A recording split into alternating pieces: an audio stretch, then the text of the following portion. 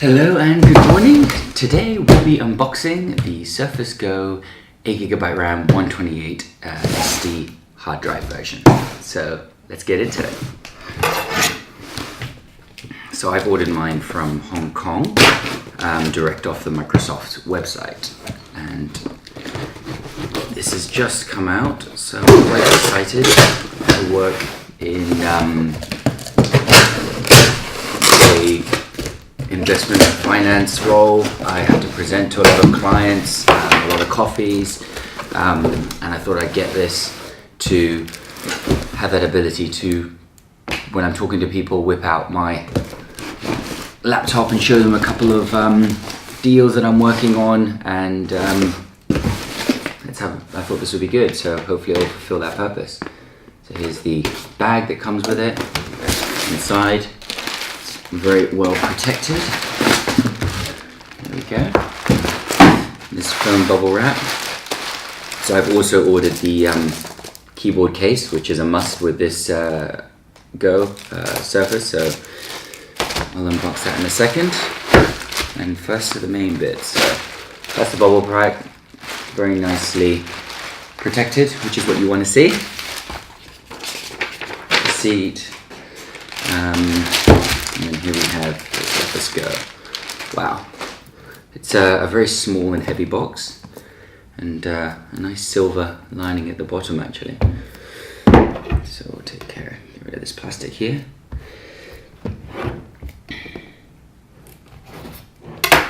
You almost wish that there wasn't so much plastic being used for these boxes. We did something better for the environment, but anyway.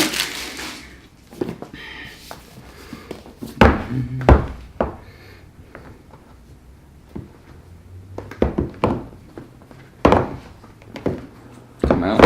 There we go. Set that here. You can see that. And here it is. So we're pulling this out, and there is the Surface Go. Nice size. So there's my hand. It's about that big. What else we got in this box? We've got this. What is this? This looks like the manuals that come with it. Set that there.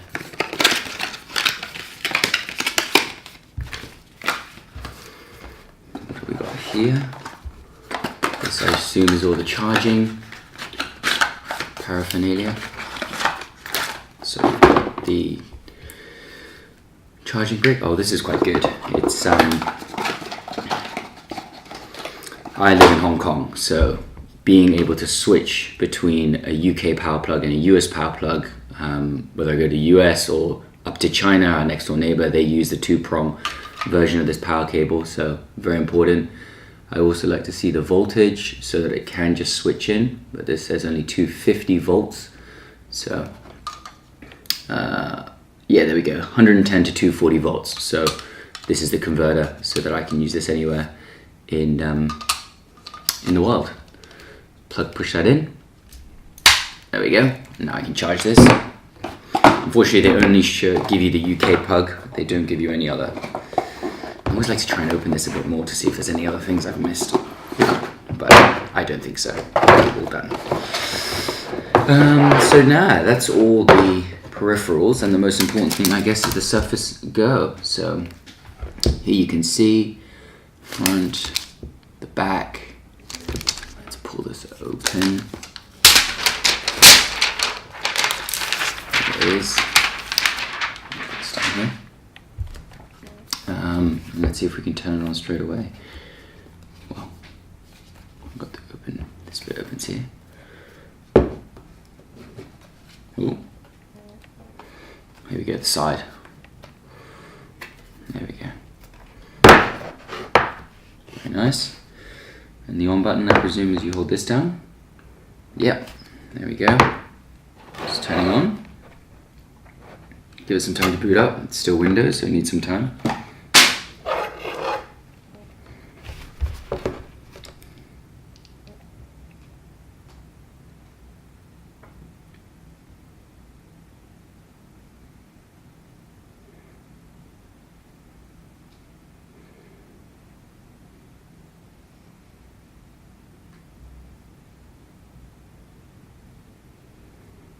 Just a moment. I guess while we're doing that, I'll just open this up as well. This is the keyboard. Take the plastic off. So I got the Alcantara version of the keyboard, which I was told feels a lot better and looks a lot nicer with this softer material. I just believed what they said and bought it. It wasn't that much of a price difference from the basic keyboard, so I guess that's the kind of the feeling that I had the whole time I was buying this Surface Go was it starts off very cheap. If you look at the basic 4 gig version, 4 gig RAM version, it's very affordable. It's like 3,200 Hong Kong dollars. I think that works out at about, there you go, here's the keyboard. Very nice feel. It's quite a big trackpad actually. Nice keys. Everyone's been talking about how when you push down on these keys, you get a lot of distance and feel to go all the way down. So, happy days. Yeah, so you buy this Surface Go and you're kind of like, well, it's really cheap. It's like 3,200 Hong Kong dollars. What's that? I think it's like 300 US dollars, a bit more than that, 400 US dollars to start in.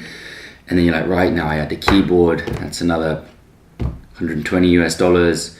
Okay, maybe I'll get the pen, that's another $100, and it just all adds up very quickly, and you're suddenly at a price point where you're like, well, maybe I should have got a proper laptop. But I quite like the size. I think the ultimate reason is the small form factor and just that ease to kind of throw it around in your bag or carry it everywhere, where a Surface Pro I just felt at that size was just a little bit too big and awkward to be running around with a suit on. So here we go. English, United States, yeah, I'll choose that version. Select, just in case the keyboard had the @ key, the number 2 @ key sometimes in the wrong position for the UK keyboards. They put it next to the Enter key, which is horrible. I'm Cortana, and I'm here to help. Right. A little sign in here, a touch of Wi-Fi there, and we'll have your PC ready for all you plan to do. Thank you. Use your voice or the keyboard along the way, and if you'd like me to stay quiet, just select the little microphone icon towards the bottom of your screen. If you need an assistive screen reader, press the Windows, Control, and Enter keys at the same time to turn on Narrator. Okay, enough intro. Let's dig in. It's still setting up. There is a lot of chatter. Your region is set to the United States. Is that right? So I'll go ahead and change mine. I'll do it later. Yes, why not? Your keyboard is set to US. Want to stick with that? I said earlier, yes, because I don't want that @ key to shift. Do you also type with another keyboard layout? Nope. Yeah, that's pretty cool. I said nope, and it understood it. Now let's get you connected to a network. Oh, let's connect to my Wi-Fi. Credentials.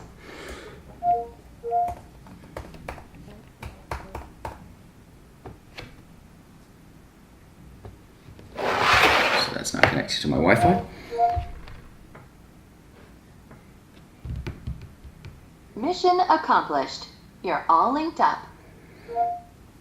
So I don't know if I call that. When I said earlier, it asked me a question, do I use another keyboard layout? I answered no, and the voice recognition knew that it was me saying no, and just carrying on with the installation process.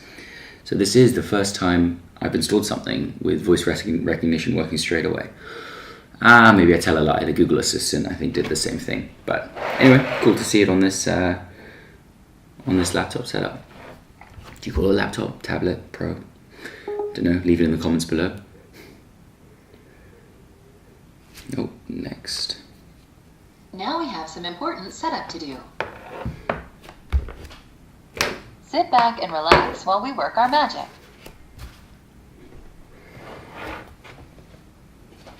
Quite a lot of setup going on. Please don't turn off your device. Actually, while I'm doing this, let me grab my pencil.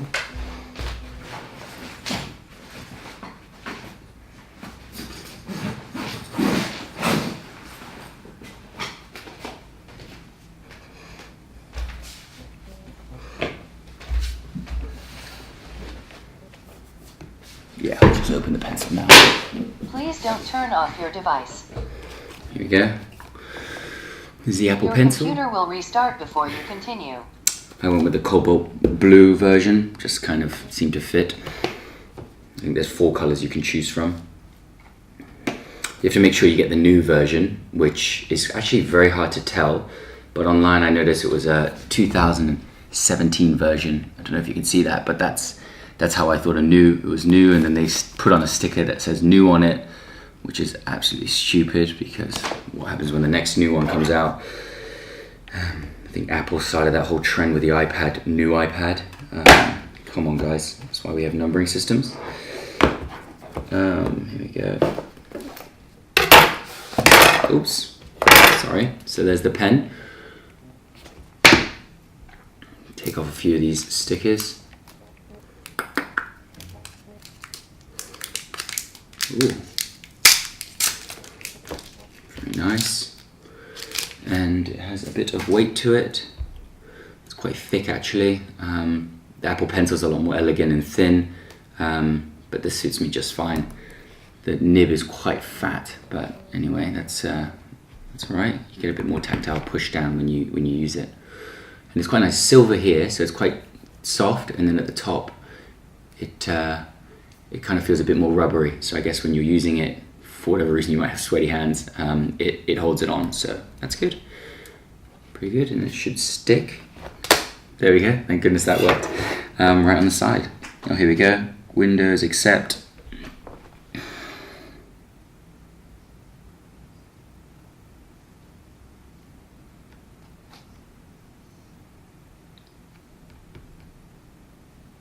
I'm sure these setups are much faster on the other devices. I've had an iPad before and it didn't take this long, but perhaps it's worth the wait. And just typing in my email address.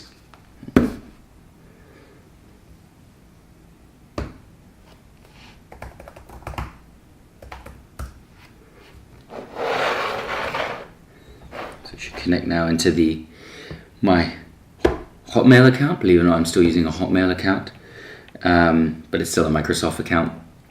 So there we go. Use your face to sign in. Okay, set it up. So now looking into the camera, it's now recognizing my face. And now, hopefully, oh, now I gotta put a pin in. You can see after it's done my face, it asks for my pin. So what pin should we have? I don't really want a pin. I've got my password, then you forget your pin. Oh God.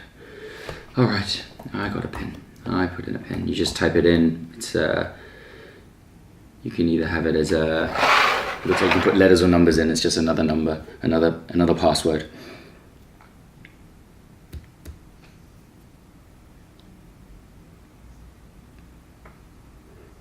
Okay, now what? Link your phone. Gosh, they're really going. Now, this is a bit of a issue because I did not change my region to Hong Kong, so I do not have a US phone. So I will say do that later because I can't put in a +1 number into linking phone. Protect files. Only save files to this PC. Yeah, that's fine.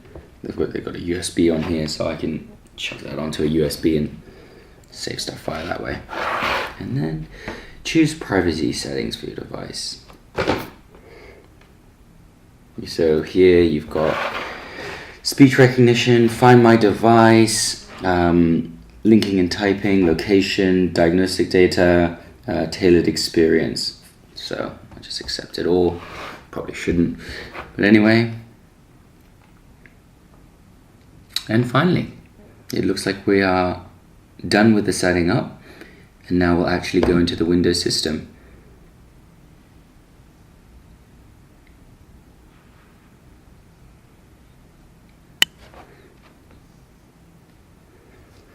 So yeah, certainly much easier to do the setup, I would have thought, with this keyboard. You can just type it in rather than have that small little keyboard pop up.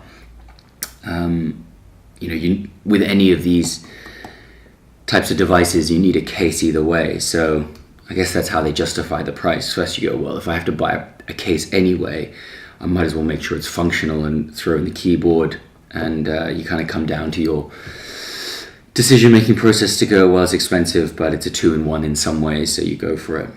But I guess they've thought of all that in Microsoft. But no, overall, it's it's a very nice, sturdy feeling machine. It's solidly built. It's got a good weight to it. The pen doesn't stick on very well. But yeah, I think overall, you can see how thin it is. It's a very neat little device that I can happily take anywhere I go. This is just about the weight that I don't mind carrying in my hand. It's a little bit heavy, which means I definitely made the right decision, because if I was carrying around a Surface Pro or a bigger iPad Pro, which my wife uses, that would just be way too heavy. So this is good. This is a solid feeling, well made out phone. So I will now log in. And there you go. I'm now in Windows. And at the bottom I can already see Word, PowerPoint and Excel, which is great. I'll be changing this over from the Windows specific mode that's for this Surface to the full-on Windows Home version, so I can install anything I want onto it, simply because I might have other apps and all these different other programs that I want to install onto it, which is the whole point of getting a laptop versus a Android device or a iPad. So full power of a laptop, all in a iPad type of setting, and I'm all very happy with that. So let's see, I've hit Word. Hopefully that'll load up, and there you go. Thanks very much for listening in this unboxing, and if you have any questions, leave them in the description below. Cheers, take care.